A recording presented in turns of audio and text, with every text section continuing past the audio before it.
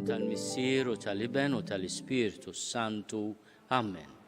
Il-paċi ma'kom. Kif smajtu llum qegħdin infakru lil Sant'Elena. Kienet mara irżina li trabbiet fil-qadi u fl-ospitalità f'post jisejjaħ il-Bitinja fl-Asja Minuri, mhux il-bot mit-Turkija. Saret taf lil soldat importanti Ruman u ħabbitu. Mill-imħabba tagħhom twilet tifel li semmewh Kostantinu. Ir-raġel ta' Elena ċaħada meta sar ċesari u żewweġ waħda mill-uliet tal-imperatur. Elena għaddiet mill-umiljazzjoni tal-maħbub tagħha li ċaħada u telaqa. Imma ħadet ħsieb it-tifel u tat ħajjita biex tieħu ħsieb il-Kostantinu. Meta Kostantinu ġie elett mis-soldati bħala ċeżari, allura mbagħad ried juri kemm kien iħobb il-ommu u tagħlaq waġieħ, tantu hekk li ta' it-titlu ta' Awgusta, għalhekk nafuha bħala l-Imperatriċi Elena. Elena għarfet li s-sinjal ta' Ġesu għat-tifel tagħha kien is-sinjal tar-rebħa u bdiet tersaq ukoll lejn il-fidi f'Ġesu. Hemm minnhom bħala l-imperatur kellha tgħaddi minn tbatija kbira meta t-tifel tagħha Kostantinu induna li wieħed minn uliedu kellu x'jaqsam mat-tieni mara tiegħu jew kien hemm xi inkwiet bejniethom. Kostantinu ordna li jinqatel it-tifel li kien jismu Krispo u mbagħad spiċċa qatel ukoll lill-mara tiegħu. Elena nkwetat ħafna.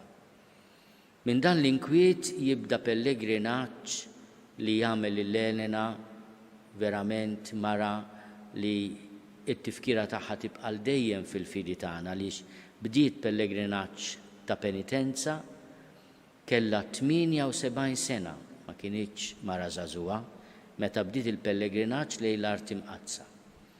U fittxet il-post fejn twieled Ġesu, minn hemmhekk imbagħad inbniet il-Bażilika fuq l-ar ta' twelid ta' Ġesu, il-Bażilika ta' Betlem.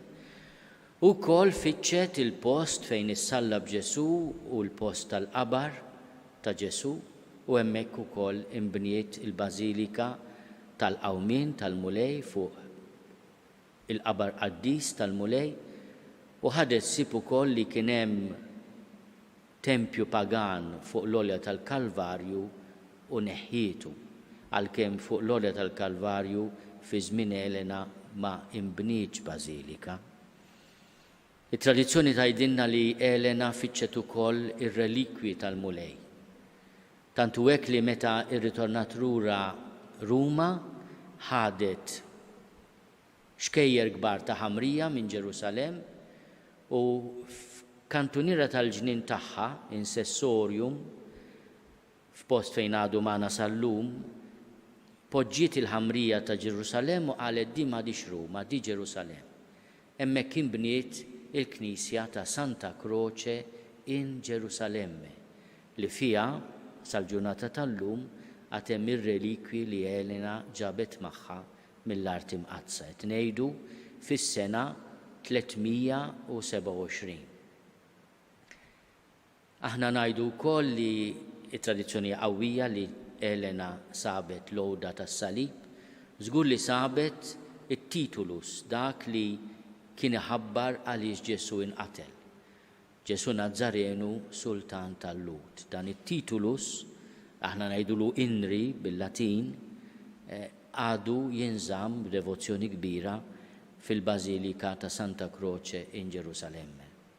Elena tallimna li fl-umiljazzjoni m'għandekx taqta' qalbek u meta inti mbagħad ir-rota ddur xorta tibqa' persuna li taqdi lill-oħrajn.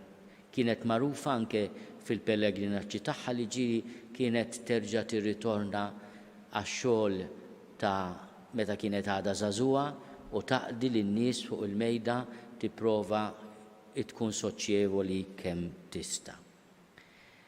Bina onora lill-ommu huwa każ rari li għatanna muniti tad-deheb li għamel Kostantinu biex biha tommu Elena.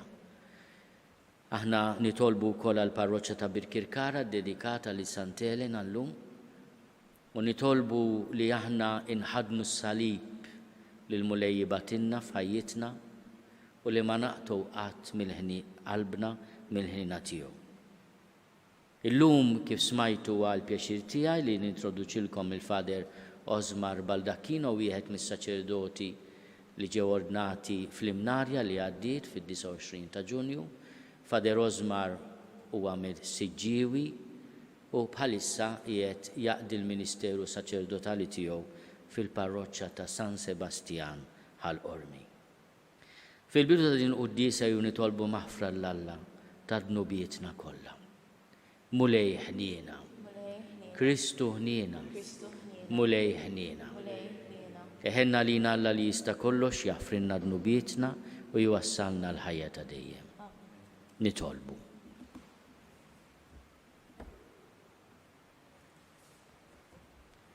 Mulej inti żejjint lil Sant Elena bil-grazzja biex b'qima kbira u minn qalba taqdi il-misteru tas-salib imqaddes. Bit-talb tagħha għamel li bis-saħħa tas-salib li jagħti l-ħajja niksbu fis-sem il-frott sħiħ tal-fidwa tagħna. Bibnek Ġesu Kristu Sidna li walla u miegħek jgħixu jsaltan fl-imkien mal-Ispiritu Santu għal dejjem ta' dejjem.